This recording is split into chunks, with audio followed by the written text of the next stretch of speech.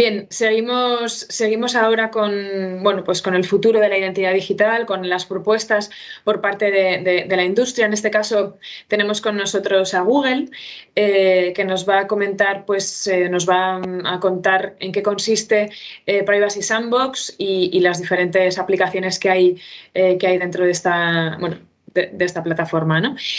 En primer lugar tenemos a Gema Núñez. Gema es directora de Relaciones con la Industria Publicitaria en España, y después contaremos con Gabrielle Jenkins, que es Strategic Partner Development Manager de Chrome and Web Partnerships en EMEA, y bueno, pues ella va a llevar a cabo su intervención en inglés y va a entrar un poquito más en detalle sobre todas estas cuestiones. Muchísimas gracias, Gema. Gaby, adelante, os doy la palabra. Muchas gracias, Paula, y a toda la llave por organizar este evento, que es de gran utilidad, yo creo que para todo el sector y todos los profesionales que trabajamos en marketing digital. Se ha comentado aquí que el primer anuncio que se publicó en Internet, algunas fuentes dicen que fue hace casi 30 años. En España a lo mejor un poco menos, sí. Desde entonces ha habido muchos cambios en la tecnología que han supuesto subir grandes cambios para la industria publicitaria y que han afectado a las tres partes, ¿no?, de la publicidad. Por un lado, a las marcas, los anunciantes, a las empresas en sí, que donde han encontrado en Internet un medio imprescindible para poder llegar a sus clientes y desarrollar una gran fuente de crecimiento económico. Para los publishers, los cambios tecnológicos han permitido llegar a mayores audiencias, conocerlas, conocer sus preferencias y así poder ofrecer contenidos más adaptados a sus gustos. Y por último, por supuesto, para los consumidores finales, porque han podido tener acceso a millones de sitios, contenidos de forma sencilla y gratuita, y luego también acceder a comprar esos productos y servicios que antes había sido imposible. También hemos visto hoy, por ejemplo, que de forma paralela el crecimiento de uso de Internet ha traído una mayor preocupación por la gestión y usos de los datos personales de los usuarios, y que por este motivo también hemos visto grandes cambios que impactan directamente a la industria publicitaria digital, como son los cambios regulatorios y luego los cambios en los productos, en los navegadores.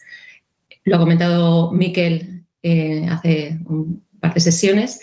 En estos últimos años, como recordaréis, Firefox, Safari y otros navegadores, y luego más adelante Google en su navegador de Chrome comunicó la decisión de dejar de dar soporte a las cookies de tercera parte, buscando siempre dar mayor privacidad a los usuarios.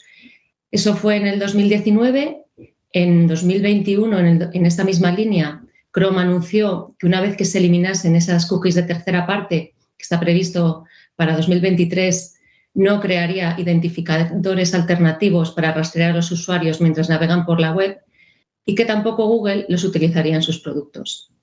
Estas decisiones, que tienen un gran impacto y somos conscientes, se han tomado con la intención de cumplir con el objetivo que nos hemos marcado a nivel global y para toda la compañía, que es garantizar la máxima privacidad de los usuarios, manteniendo un ecosistema digital que funcione para todas las partes, un ecosistema que funcione para el marketing digital como venía haciendo hasta ahora, incluso que lo mejore. Es una evolución, ¿no? Y tiene que funcionar tanto para los medios publishers, para los anunciantes, las marcas y sobre todo también para los usuarios. Creemos de verdad que estos son los cambios correctos que tenemos que realizar para garantizar la privacidad de los usuarios. Y como he dicho, también al mismo tiempo somos conscientes de que estos cambios suponen un gran reto para la industria publicitaria, porque viene funcionando de la misma manera desde hace más de 20 años. Estamos hablando de lo que queremos y en lo que tenemos que trabajar todos es en un cambio de mentalidad y en un cambio de funcionalidad del marketing digital, que no tiene por qué significar que vayamos a peor, ni mucho menos, ¿no?, sino mejorarlo. Y sabemos que tenemos que resolver diferentes casos de usos del marketing digital, como es la medición, ofrecer anuncios útiles y relevantes, evitar el fraude publicitario y hacerlo mientras aseguramos esta privacidad y, sobre todo, mientras damos el total control y transparencia al usuario sobre los datos que se están compartiendo. Sabemos que el reto es grande y que supondrá un gran cambio en la forma de hacer publicidad en el futuro. Y por ese motivo, en el 2019 lanzamos Privacy Sandbox. También hemos hablado un poquito durante el día de hoy de este proyecto. Es una iniciativa, una ambiciosa iniciativa que lanzamos desde Google, donde se invitaba a toda la comunidad digital, a los navegadores, editores, desarrolladores, a empresas, a colaborar de forma conjunta para desarrollar tecnologías y estándares web que dieran respuestas a estas cuestiones que os he mencionado. Hace unos días se presentó una nueva propuesta dentro del Privacy Sandbox que se llama Topics, de la que os va a hablar mi compañera, que ahora os voy a presentar a continuación. Esta API va un paso más allá de lo que habíamos estado trabajando en los últimos meses, ya que da más transparencia y control a los usuarios. Por último, me gustaría reiterar nuestra voluntad desde Google y sobre todo desde Google España y en mi persona concretamente. Si tenéis cualquier duda, sabéis que a través de la IAB me podéis contactar. Queremos seguir colaborando y abrir nuevas vías de comunicación para encontrar soluciones a este reto y a los que están por llegar, que como hemos visto pues son muchos y muy apasionantes. Sabemos que el objetivo es difícil, pero sabemos que también solo vamos a conseguir si colaboramos juntos. Pues nada más. Entonces, tenemos la suerte hoy de contar con Gabrielle Jenkins, responsable de desarrollo de partners en el equipo de Chrome. Nos explicará los últimos desarrollos hechos dentro del Privacy Sandbox y concretamente Topics, que están aplicados al marketing digital. También comentaros que gracias a la colaboración dentro de este grupo de trabajo se ha hecho posible el lanzamiento de esta nueva API. Muchas gracias a todos y Gaby, all yours. Perfect. Thank you, Emma. And thank you, IAB Spain, for the opportunity to come and speak to you all today. Good afternoon from London. I will be giving an overview of Privacy Sandbox today, sort of a little bit of an overview on the initiative, as well as diving into a very high-level overview about the topics update, which came out last week. I appreciate we don't have that much time together today, but if there are questions and feedback, please do share that through IAB Spain. I very much welcome your thoughts and your feedback and questions. So, before we dive into the initiative, let's take a moment to recognise our current state. So today's web does not meet the privacy expectations of users or many privacy-forward companies, and we believe it's important for people to be in control of their information, including their online activity, and most users believe it's important too, with privacy concerns increasingly driving choices about what people do online. Sorry, there we go, technology, hey? So we need new technologies for modern privacy-focused web, and that's what the Privacy Sandbox is about. And we're working with the web community and industry stakeholders to develop new privacy-preserving technologies that can support a healthy, sustainable ecosystem. And at the core of the Privacy Sandbox vision is this notion of improving user privacy on one hand, and also for the web to continue to support publishers, advertisers, critical business models and use cases. And this includes purpose-built APIs to support advertising, which, as we all know, is a critical part of the ecosystem and funds much of the web's content. And it also includes many other capabilities that modern sites need, like fraud detection, identity, or content that's customized to a user's device. And once these new APIs are in place, we'll make sure developers have time to adopt them so we can safely phase out support for third-party cookies in Chrome, while continuing efforts to mitigate other types of tracking. So cross-site tracking doesn't simply shift from third-party cookies to other more covert methods.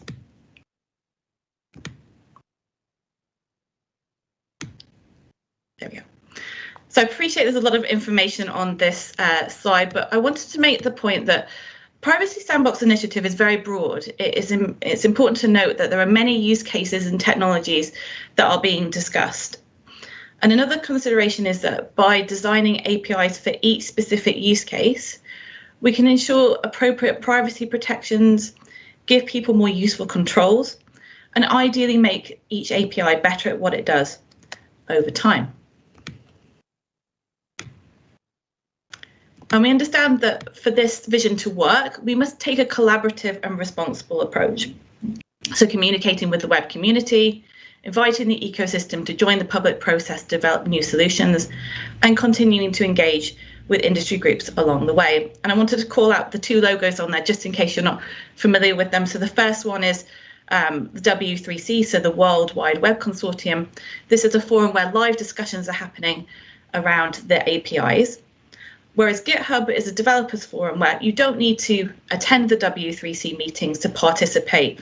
Developers can go in there and, and other users as well, and respond and raise issues, ask questions about the technology and so forth. And we've seen some activity since the topics announcement last week.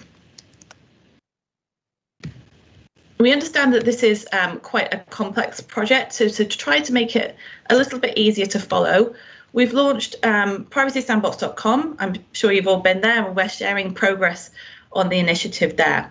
So this site has high-level vision, goals, and concepts behind the initiative. And as I mentioned before, it has the timeline, which we're updating every month.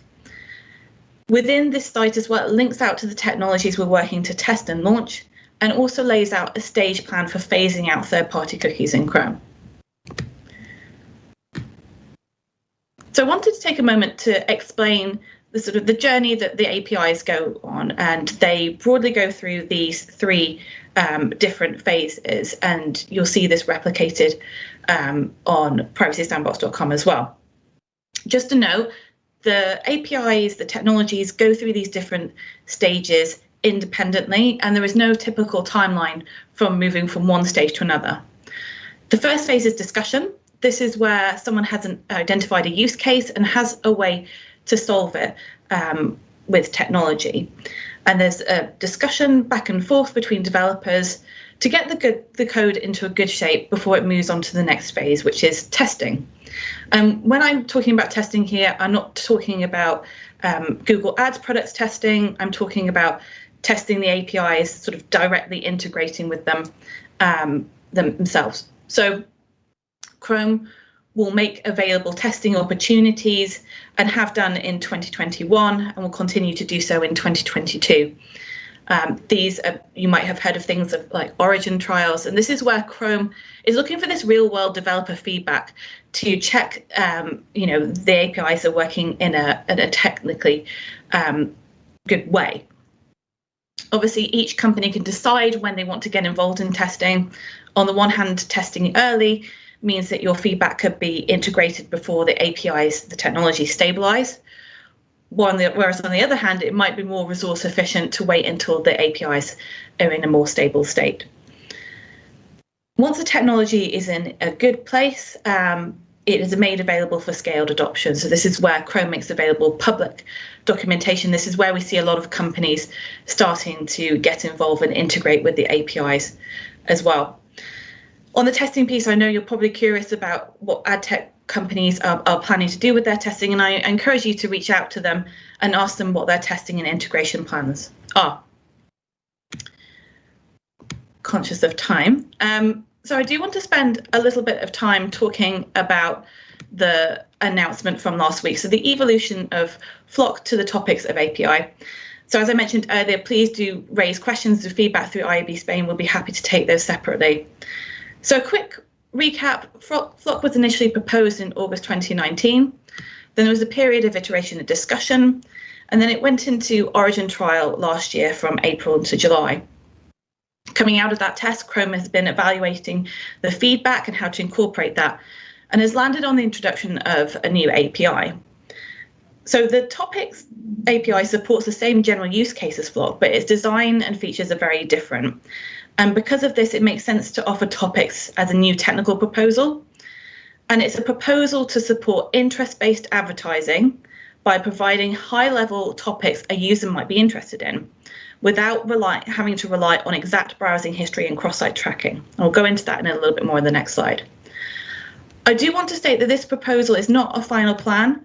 We've offered it in the spirit of collaboration, and we expect it to evolve with community input and testing. And Chrome aims to run initial tests in the coming months. Also, another reminder, topics, as if you remember from the other slide before, there are other APIs and technologies in development. Topics is not meant to be a silver bullet for all ad targeting use cases. Topics is meant to provide a high-level interest signal that can be combined with other signals such as page content, context to deliver relevant ads. So on the next slide, we're just going to walk through, there we go, how the Topics API works. This is very high level, and I'm happy to answer further questions as mentioned. So first of all, sites that are participating in the Fox API, they're mapped to a public list of a few hundred topics. That taxonomy is available publicly, and we can share that along afterwards so you can take a look as well. We're actively seeking feedback on this point.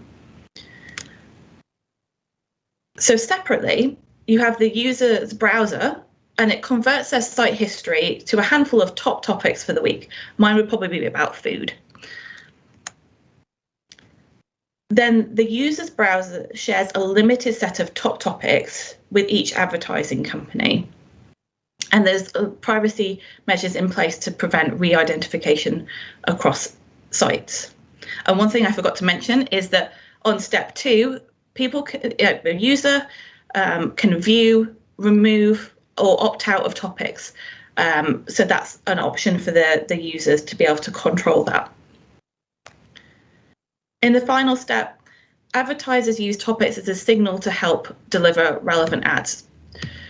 So to sum up how it works, the user's browser converts their site history into high-level topical interests, which can be shared with advertisers and marketers. And the goal here is to replace the cookie-based web tracking that happens today.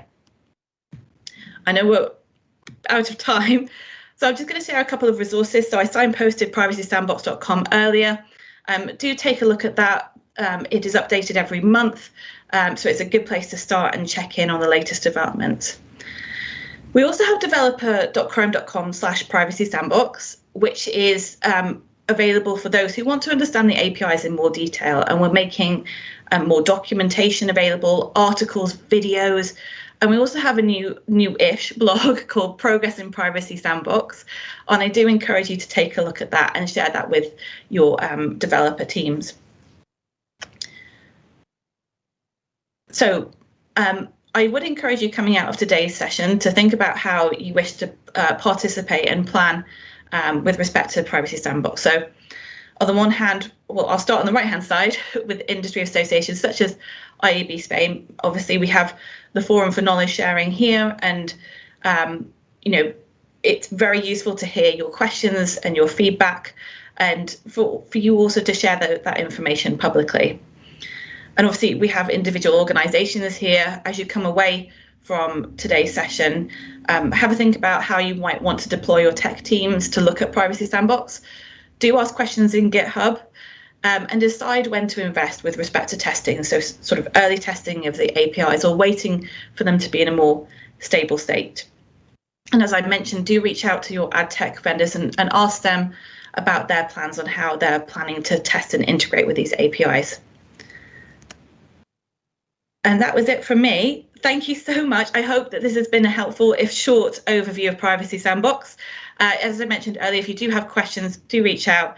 And thank you so much for the opportunity to speak to you all today.